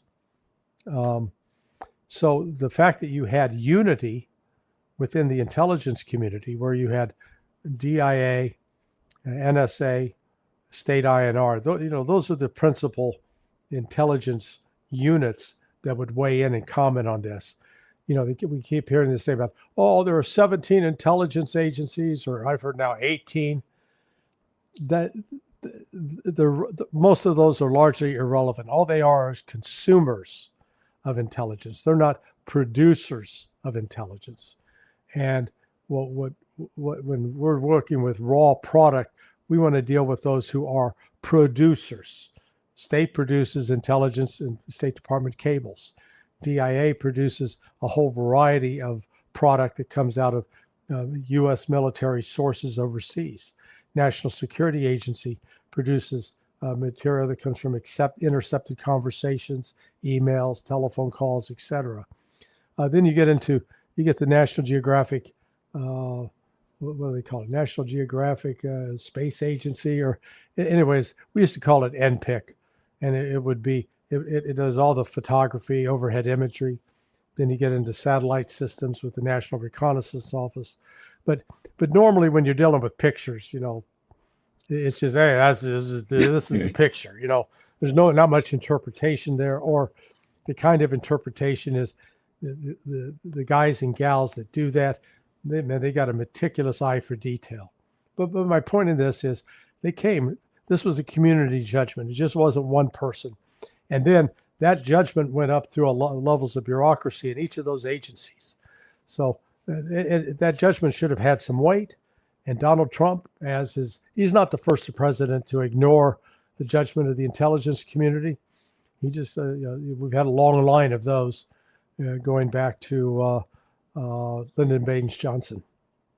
One of the interesting things about this particular instance and the discussion of nuclear weapons with Iran, we can look at the level of technological advancement that they have. They're a high-tech country. We look at what's happening in the United States is shocked at their military technological advancements. Boy, we can't stop their missiles. They've got this kind of missile. They've got this kind of their ISR, intelligence, surveillance, and reconnaissance has gotten to the point where the U.S. is saying, well, it must be Russia or somebody must be helping them. This is a high-tech country. And so here's what I'm getting at. It's not that they can't. Well, they could in 1 week, 2 weeks, 3 weeks, a month. It's clear with the technological capacity of Iran that if they want to do one, they could. The only question is not whether they could, not a discussion of they could in 1 week or 2 weeks or 10 months. Clearly, they have the capacity to do one. The only issue is whether they want one or not. And now we're actually seeing polls come out of Iran that say the majority of the people in Iran now were saying to their government, we want you to go get one. Yeah, and that's what we've accomplished. Before the Trump was told prior to launching the war on the 28th of February that 80% of the population of Iran was against the Islamic Republic, against the Ayatollah Ali Khamenei. And Trump bought into that. Now, it was a lie. It was a fabrication. It was a CIA fabrication, I will claim, because it was using a group out of the Netherlands called, I think, Gamaim. And Gamaim was set up with money out of National Endowment for Democracy, basically CIA cutouts. And Ghislaine was using a VPN that was out of Canada, also set up with CIA cutouts. But they produced the narrative that, oh yeah, 80% of these people are against, they'll rise up in a moment, in a heartbeat. And so the assumption was, all we do was decapitate the leadership, and man, you're going to have this tidal wave of support to oust that government, rise up. Well, that didn't happen. It was the exact opposite. University of Maryland, to its credit, had been conducting old-fashioned surveys, telephone surveys, and what they came up with was actually a 70% support for the Islamic Republic. Well, since the surprise attack on the 28th of February, and then the murder of 168 little girls at school, the popular opinion in Iran has rallied completely around the Islamic Republic, the mullahs. That government now has more support than at any time in its history since Ayatollah Khomeini returned from France back in February 1979. Go ahead. Let's take a look at 2 weeks away, in my opinion, 2 weeks away from having a nuclear weapon. If those beautiful, magnificent machines, those B-2 bombers, if they didn't do their job 7 or 8 months ago, they would have had a nuclear weapon, and there would have been no talking to them, no talking at all. They would have used it very gladly, very happily, and you sort of see that by the fact that they were sending missiles, ballistic missiles, powerful missiles, to all of their neighbors, and for the most part, they were supposed to be somewhat friendly with their neighbors. They were going to blow the hell out of them, and that was going to be the Middle East, between Israel, the Middle East, and Europe would have been there, and we would have been there. There would have been no stopping, and we did a good job, and a lot of people appreciated it. A lot of presidents know they should have done it. It was 47 years of terror. Every time you see somebody with no legs, no arms, a face that's been really so badly damaged, so badly hurt, lives destroyed, 95% chance it came right out of Iran. You know, there's a lot I could say, but I'm going to get your reaction, Larry, to that video. Yeah, Trump he's out of touch with reality, and again, he doesn't want to take into account that his own actions have now created the foundation of support for Iran to create and build a nuclear weapon. They've always had the engineering, scientific capability to do it, and I'm sure since the 28th of February they've been undergoing enrichment of the enriched. There was already the stock of 60% enriched uranium. I think they made the decision after those initial surprise attacks to step up that enrichment. I would not doubt that they have the necessary enriched uranium to make a bomb and make at least 2 or 3. And yeah. I wouldn't be surprised to see them unveil that within a week or 2. And then that's going to, again, change the complexion of this whole thing. Yeah, let's look at a couple more slides here. Again, there we see this. Trump dismisses DNI Gabbard's testimony on Iran nuclear capabilities. I don't care what she says, right? Yeah, there you got it. It doesn't get any clearer than that. I'm ignoring the intelligence. I'm telling the intelligence to go to hell. I don't care what you say. Wow. Tulsi Gabbard testified in March that the intelligence community said Iran wasn't building a nuclear weapon. It's not her saying it. She was relating information to you from your intelligence agencies. I don't care what she says. I think they were very close to having it. As you said, it's just simply a way of saying I ignore it. We continue on. Oh, all right. If I can, figure out how to get us out. There we go, Larry. We will get out of here. So yeah, that's what we're dealing with. It's clear and obvious now that Iran could have a nuclear weapon if they want one, that they haven't had one because they didn't feel they had a need for one, and that they have actually developed the ability to defend themselves quite ably with conventional weapons. But now, as the threat increases, if someone else pulls out a knife, then you're probably going to pull out a knife. If they pull out a gun, you're probably going to pull out a gun. And that's the situation we find ourselves in.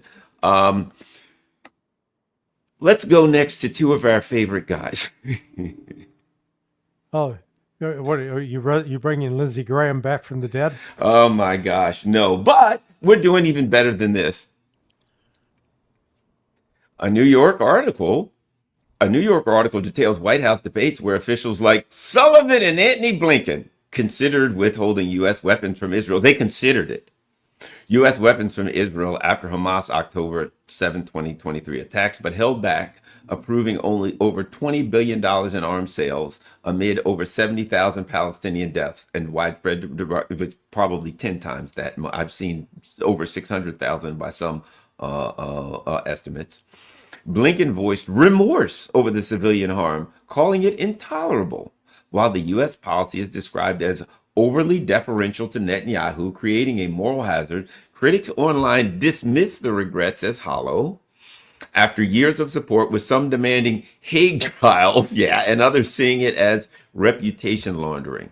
This is the New Yorker. How Biden enabled Israel's aggression towards Gaza and Iran. And even that, I think, is a little going soft. He enabled Israel's aggression, right? If you and I stand over some guy and we beat the poor guy to death, I didn't enable it. I was a participant in the murder. Yeah. On March 5th, 5 months into the war in Gaza, Mijrani Spojarek, the president of the International Committee of the Red Cross, sent a confidential letter to President Joe Biden. Under the Geneva Convention, the Red Cross holds a unique responsibility to counsel states avoiding war crimes. In the letter, which I obtained from a former United States official, Spojarek reminded Biden that the organization had condemned the horrific October 7th massacre of Israelis and remained relentless in pressing the group to release the hostages. But she was now appealing to Biden with profound alarm because Israel, which had been pummeling Gaza with heavy munitions since October, was ignoring the Red Cross as never before. The way the hostilities are being conducted by Israel is incompatible with the laws of armed conflict, she wrote, particularly the obligations to protect civilians and distinguish between military targets and civilians or civilian infrastructure, to ensure dignified treatment of detainees and the dead, to protect medical installations and personnel, and to provide and enable access of humanitarian care. Allowing the Red Cross to visit detainees, so they go on and on about all of the things that are required to do, Israel's requiring to do, right? And that basically they weren't doing any of them. And here's what we see. She implored Biden to bring about an immediate change, right? And we even see that there's a law, right? An appendix to the letter cited U.S. laws and administration policies that prohibited the transfer of weapons likely to be used in war crimes. Right. She urged Biden to withhold weapons. So she warned Biden that failing to uphold minimum standards would be a moral defeat, and future generations are unlikely to forgive us for failing to avert. And we've got to add this, and that is that could, but would likely, let's put it this way, could subject him and other members of his administration to accusations and or trials for war crimes. So it's clear now, we're seeing in this article, that international organizations were saying to them, what you're doing is wrong, what you're doing is immoral, what you're doing is illegal. And now they're starting to whine, perhaps in hindsight, maybe I shouldn't have killed the 800,000 men, women, and children for nothing. Yeah, no, I mean, it was, it's a little late in the game to come out and try to say that, we should have done more. Well, no kidding. You could have done more. You could have stopped them. The United States has the absolute power to stop Israel because we can cut off their weapon supply. But Israel is the meth dealer, and we're the meth addict, and so we can't get cut off from our dealer, and he provides the money that lubricates all the political campaigns, and these politicians are just too deathly afraid to give that up. So, and we're reaping the consequences of this. This is the United States standing in the world has declined, and Donald Trump and his just his crassness and his incompetence just further alienated people that used to be considered allies and friends of the United States. The United States has become more isolated. Let's take a look at a video. Invited to a meeting with Jake Sullivan. I get there, and here we were talking about October 7th and the aftermath. And there were Arab American groups, Palestinian groups, completely not included. He spoke first and talked about the trauma being experienced by the Jewish community. And when he finished, I said, I understand that. And I grew up with a mother who made me very sensitive to the plight of Jews during World War II and the aftermath. I know from Jewish friends how traumatized they were.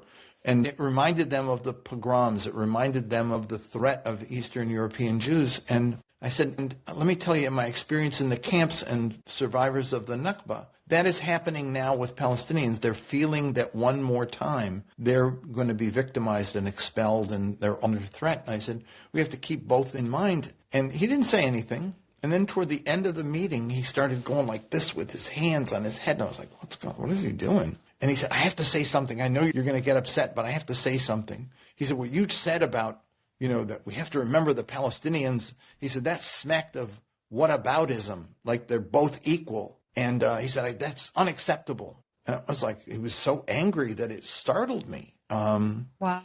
And I said, I did not say, this justifies that. I just said, there are two peoples and we have to consider the consequences to both. It was a bad experience. Then I went to Blinken, and the meeting with Blinken was weird because I remember saying to him, or somebody else said to him about the number of civilian casualties. And he said, it's intolerable, absolutely intolerable. And I said, we should push for a ceasefire. He said, no, that would be intolerable. I said, so there are two intolerables, and you've chosen the one that will make more of the other intolerable happen.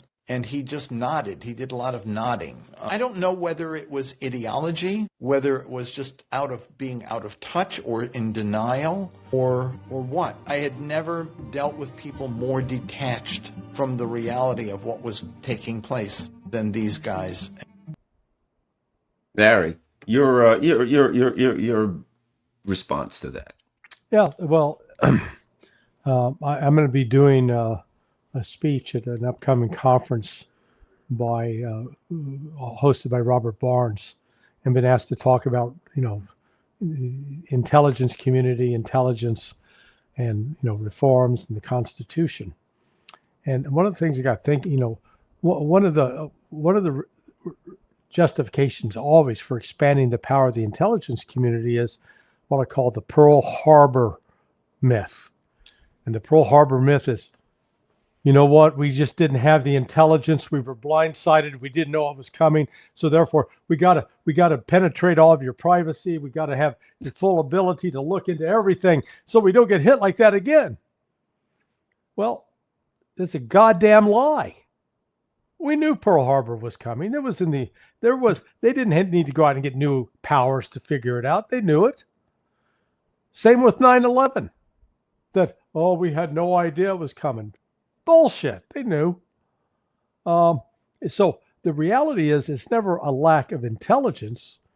What it is a lack of morality, or it is an abundance of venality, where policymakers, they know, and they either do nothing or they continue to facilitate the activity that's causing the harm. But it's never we didn't know, we had no idea. No, they knew. They know, and are doing nothing. Let's continue. or we won't. Let me remove it. So yeah, what we're looking at here, I think, also is, and I think this has to be taken into account. I remember a guy named Stuart Seldovitz. You probably remember this. This was a guy who was a former State Department official, and he was in New York, and there was some Muslim guy who was just running a stand, selling falafels or something, or on the street. And he runs up and starts harassing the guy. And he's saying, "Whoa, we only killed 3,500 children. We need to kill more." And then later on, we hear from people over at the Russian consulate that he would come there and just stand outside and just make, harassing comments to people. And I look at it and I say, that's a very sick person there. There's a man who, I'm not a psychiatrist, but I know either a narcissist or a sociopath when I see one. And when you say we've killed 3,500 people, children, and that ain't enough, we need to do twice that many or anything down that line. There's a screw loose somewhere. Yeah. When I hear this talk of Blinken and Sullivan, people who I already suspected were extremely sick individuals, and then you hear a conversation where somebody's saying, hey, they're killing a bunch of men, women, and children. They're starving them. They won't allow them to have water. Oh, don't say that. You're trying to make it seem like this is equal. Well, all human beings have a right to live. All children have a right. This is equal. Yeah. The Palestinian children and women and civilians have the exact same right as the Jewish Israelis, because if you're not a Jewish Israeli, you don't have any rights whatsoever. But you hear that, and I think these are very sick people. It's beyond just policy. It becomes we have very, very sick, twisted individuals in positions of power. Yeah, no, it is. You got to have somebody that's grounded in morality instead of serving the bureaucratic imperative. And what do I mean by the bureaucratic imperative? I was always taught within the bureaucracy, they said an action passed is an action taken. In other words, if you're asked to do something, you don't take responsibility for doing it. You pass it off to somebody else to have them do it. Why? Well, if it goes wrong, they get blamed, not you. But you always find a way, if it goes right, you can take credit for it. Yeah, that person did that under my direction. I saw that firsthand when we were putting together the terrorism rewards program. And one of the diplomatic security officers working with me, Brad Smith, Brad had come down with Lou Gehrig's disease. Ooh. And he was dying. But he came up with the idea that he said, we ought to advertise our terrorism rewards program on matchbook covers in Arabic. And we'll pass those out throughout the Afghanistan, because we were looking for Ramzi Youssef, the bomber of the World Trade Center back in 1993. And so he went to his boss and proposed this. And the boss said, no, it's a stupid idea. We're not going to do it. Well, here's Brad. And he goes, well, hell, I'm dying. They can't do anything more to me. I'm dying. So he went ahead and did it and got it printed up and then got samples of it to members of Congress. Members of Congress loved it. This was great. And what did his boss do? His boss said, yes, that was my idea. And he took complete credit for it, which is, that story right there encapsulates Washington, D.C. Just scumbags. And a lot of them in leadership positions, that they will blame underlings for their decisions. They will claim credit for the actions of people that work below them, and where possible, avoid responsibility for doing anything that turned out badly. That is, I guess, the Casey Stengel concept of being a genius. When he was the manager for the Yankees when they had the murderers row. He had all of these unbelievable hitters, and you just about couldn't lose. And they said, you're a genius. You're a genius manager. And he said, you know what the definition of a genius is? They said, what? Taking credit for all the home runs that somebody else hit. Yeah, right? Yeah. Well, he went on to prove himself with the Mets, though. Even though he had some questionable years. Again, his leadership brought them around to a world championship. Yeah, but apparently he was a bit of a philosopher and a humorist. Yeah, Also, absolutely, absolutely. Yeah, and I think what we're looking at here is the problem, and I think that the fact that you get the same people when you look at this guy Seldowitz, right? He was in the Obama administration. And his job was like mitigating the issues between the Israelis and the Palestinians, right? Right. Then you look at Biden and you see Blinken and Sullivan, who are just absolute, over the top Zionists. And need we even discuss the Trump administration? Where, basically there are those who argue that Donald Trump is the vice president of Israel as opposed to the president of the United States. Yeah. No, it's we've unfortunately been thoroughly corrupted from the inside, and the Zionist money has taken over. And it's important to emphasize this isn't Jewish. When we talk about Zionism, we're talking about something that crosses religious boundaries, includes Christian Zionists. But the ultimate irony in that is the Christian Zionists basically believe, the Jews need to die so Jesus comes back. Yeah, those great friends they are, aren't you? Hey, I'm your best friend, Garland. I love you. Why? Because you got to die. And then once you die, things will work out real well for me. I just don't see that as a great friend. Now, let's look at Tucker Carlson and Stephen A. Smith. And you know what? Let me say this before I go to Stephen A. Smith. Do you know how often I walk in a mall or down the street or anywhere and people walk up to me and say, did anybody ever tell you you look just like Stephen A. Smith? And sometimes I'll say, literally every day of my life. You got a better hairline than he does. That's it. All right, let's take a look. And I think one of the most extreme human beings I've ever met in my entire life was Lindsey Graham. And I would say maybe the second most extreme I've ever met is Ted Cruz. Both U.S. senators. Lindsey Graham unfortunately passed away recently. Ted Cruz still represents Texas. These are people who have called for murdering innocents at scale, bombing people who did nothing wrong, killing kids, and have done that for like decades, who have openly called for the U.S. government and American citizens to be more loyal to a foreign country than to their own, who have called for banning Americans' right to criticize a foreign country, eliminating free speech on behalf of a foreign nation. You can criticize your own country, totally fine. You're not allowed to criticize a foreign country. That's so crazy that I can hardly believe it's happening, and nobody says it.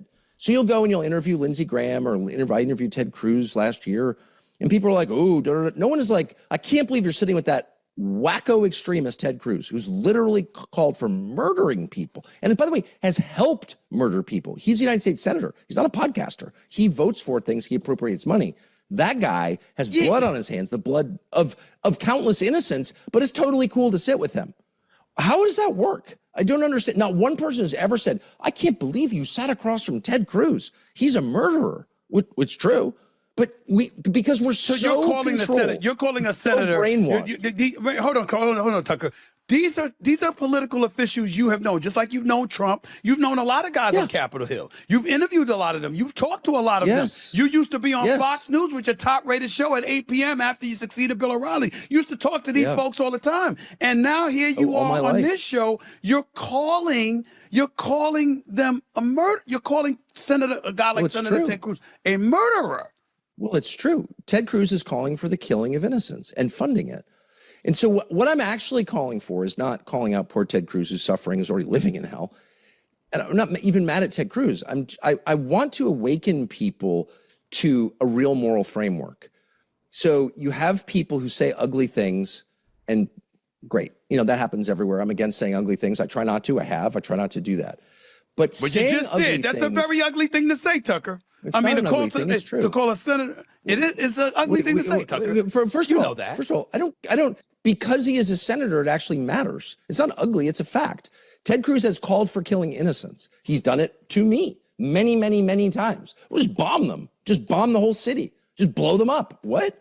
There are people, thousands, millions of people who live there who did nothing wrong. They have no role in this. They have no role in a nuclear program. They're just going to work. They're little kids. That's crazy. That is extremist behavior, and he has the power to make it happen. He's a U.S. senator.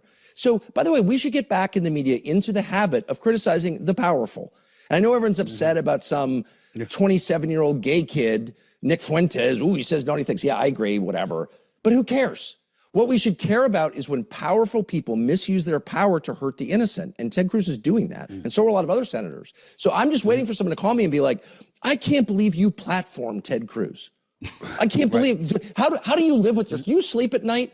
I mean, did you shake his hand? The hand of someone who called for the murder of innocents? I can't believe you can live with yourself. I'm waiting for that moment. It'll never come because everyone's so freaking brainwashed that they think that whatever that little gay kid is the threat. And I think one of the most extreme. You know, this is a very important video, I think, and it's brilliant. Once again, my name is Garland Nixon, and I'm standing in for the great Jimmy Dore, who is on vacation, and we're here with Larry Johnson, and we're talking about Stephen A. Smith, who is ostensibly a sports commentator, but in this instance, he seems to be a gatekeeper for the powerful, who seems more offended by the fact that Tucker Carlson honestly called out people who are advocating immoral things than the immoralities that they're advocating for. Yeah. No, it was the lack of accountability of these members of Congress for advocating policies that result in death and destruction of innocence, and that's, you know, that is Tucker's point. It's one thing to use force, and again, go back to your law enforcement days. Justifiable use of force is if you've got somebody who's threatening with, you know, imminent loss of life or severe bodily harm, then you, as a police officer, were allowed, entitled, and authorized to shoot them. Or if they were threatening the life of someone else or causing severe bodily harm to someone else. You could shoot them. But just because you suspected they might be involved with something illegal, or you thought that they might be involved with something illegal, you couldn't just walk up and shoot them. Not at all. So that's the principle that Tucker's getting at, that we've got members of Congress that are endorsing, providing the money, the authorization, appropriation for military action that's killing innocents, and that has to stop. And if we look at it here, that's not the one I wanted. If we look at this here and what was actually said. So Carlton, Reggie B says, LMAO, Stephen A. Smith melts down when Tucker Carlson calls Ted Cruz a murderer. Carlson, one of the most extreme human beings I've ever met was Lindsey Graham. The second most extreme is Ted Cruz. These are people who have called murdering innocents at scale. I'm sure he's called for. That guy has blood on his hands. He is a murderer. Now, here's what's interesting about that comment. He's saying he's met him. He's saying he's interviewed him. He's saying he's talked to him. And Stephen A. Smith says, you're calling Senator Cruz a murderer. Well, wait a minute.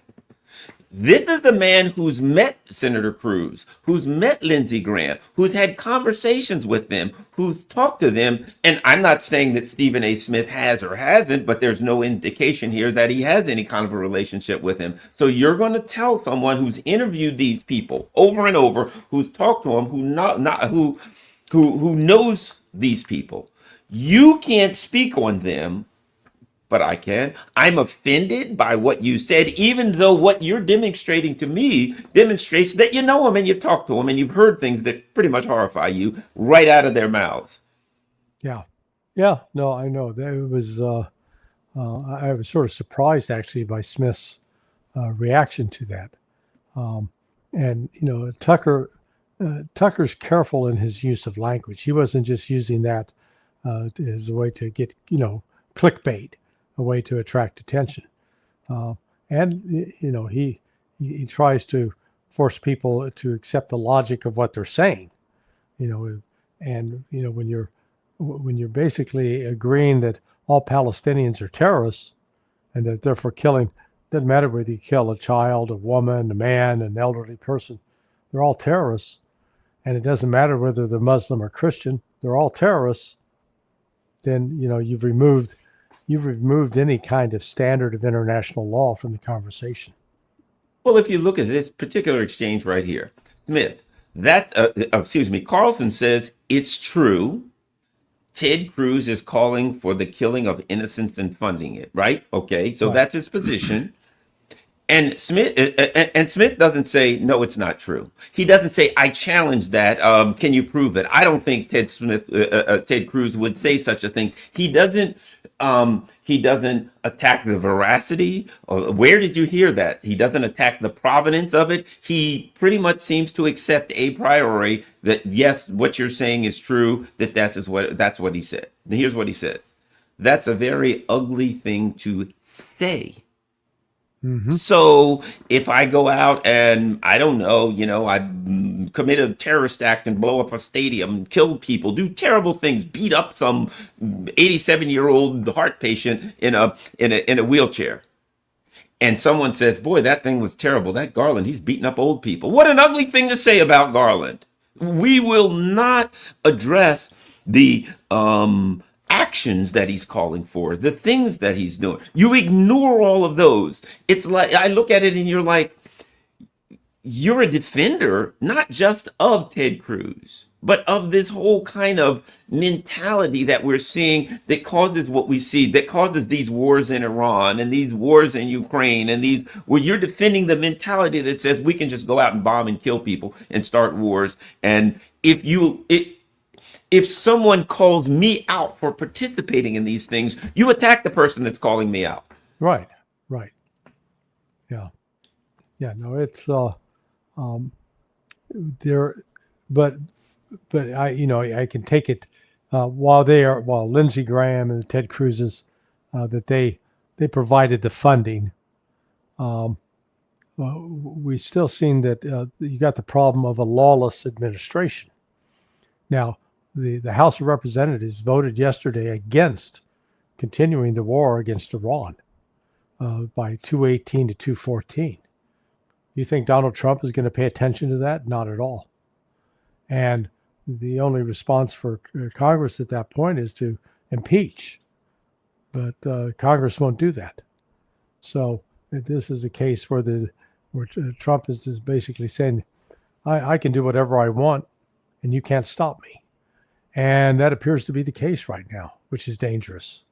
Well, the media has been called the fourth estate, right? And there was always an implication that, there were the three branches of government, which gave us checks and balances, and that the media was somehow part of that it wasn't a critical institution in ensuring, democracy, right?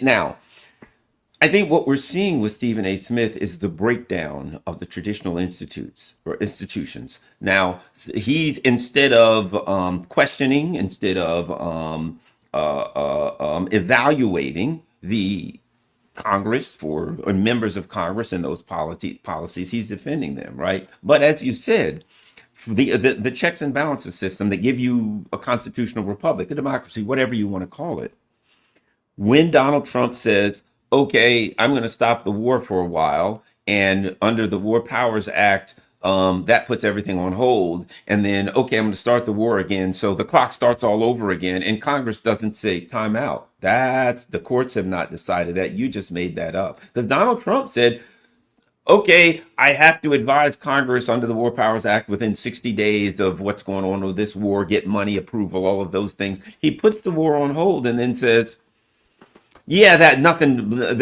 doesn't, he started off by saying we have a break in time in the war. So that kind of stops the War Powers Act for a while and starts it later. Now he's saying it completely stopped and we're starting the clock all over again. So my point being, the fact that you don't have a media that's going to call them out and say, hey, you can't do that, and bring on constitutional specialists and legal specialists to demonstrate why that's not legal. And the fact that you don't have Congress saying, no, you're not going to do that. This is our job. You're not taking our job from us. We have constitutional oversight duties. The fact that these other institutions aren't acting in the manner that they're required to act. Right. shows a breakdown. So yes, it is Donald Trump, right? But Donald Trump can do something, but you've got other branches of government and also the media that are supposed to hold him to account, and they're doing nothing. Yeah, no, we're reaping. We basically have an executive that's out of control, and his decisions are going to lead to very severe, both economic, military, political consequences for the United States, and it's not going to turn out well. And then there will be a lot of regret. But we did not enforce the laws and did not hold him to account. It'll only be after the fact. I think it was very a relative salient. The Blinken Sullivan New Yorker business about the now finding out that Blinken and Sullivan and these people are now saying perhaps in hindsight I should have did something different. Oh, maybe because these people take these acts, and I think what we'll see once our economy is in the trash. And people are saying, "Oh my gosh, I can't afford lettuce," even though it may give me explosive diarrhea. I like at least the option of eating a little bit of lettuce on my sandwich, but I can't afford a sandwich or lettuce to put on it. When we get to that point, I think we're going to see, the weeping and gnashing of teeth and consternation. People saying, perhaps I should have done something different, including the media. Your thoughts? Well, I had a note yesterday from one of my readers. He was buying. He's got a friend who's a shrimp farmer, shrimper like Forrest Gump. And he paid last week $4.25 a pound for the shrimp. Yesterday, his buddy came back and said, "Sorry, man," and this is on the Friends and Family program. He said, "I got to charge you $6.25 because the price of diesel has gone up." Right there on something as simple as the price of shrimp. Prices are going up, and these. So this is now where the consequences of these decisions, that starting a war with Iran, shutting down the Strait of Hormuz, is now starting to be translated in something as simple as raising the price of shrimp $2 a pound. Wow. Let me ask you this, because you have been following this kind of this situation with oil. And where do you think we are right now, and how far out do you think we'll be before we start seeing a really bad situation regarding, particularly, as we said, diesel fuel, which is what makes this entire economy run, everything from catching the shrimp to distributing the shrimp and running the tractors that garden, etc. Yeah, so even though they're saying that the price of a barrel of oil, now yesterday the sweet oil got up to like $101 a barrel. But if you're going to buy a barrel of kerosene, and this was reported, I forget who was giving. I think it was Chris Martenson. That price of kerosene in the Netherlands was $148 a barrel. So what we're seeing already is the shortage of aviation fuel, the shortage of diesel, and as a result, as people are competing for those limited supplies, the price of it's going up. There was a whole supply of diesel that was headed 2 days ago for Europe, and the ship owner got an offer from Asia that exceeded what the Europeans are willing to pay, and man, they turned that ship right around and headed to Asia. So now the Europeans are going to be without that diesel fuel that they thought they were going to get. Nope, going to Asia. So it's already started. We have a global shortage of diesel and aviation fuel, and the competition for it means the prices of those fuels are going to go up, which means cost of airline tickets up, cost of food at grocery stores been hauled by diesel trucks, that's going to go up. Wow. Yeah, and the what's happening with the attacks on the Russians are now saying that they're not going to be exporting any fuel. They're not going to be exporting diesel fuel. And most Americans don't know this. During the Biden administration, for all of their anti-Russian rhetoric, they were buying a lot of diesel fuel from Russia. And now that's going to come to a screeching halt. It looks like we're heading for a very bad time, Larry.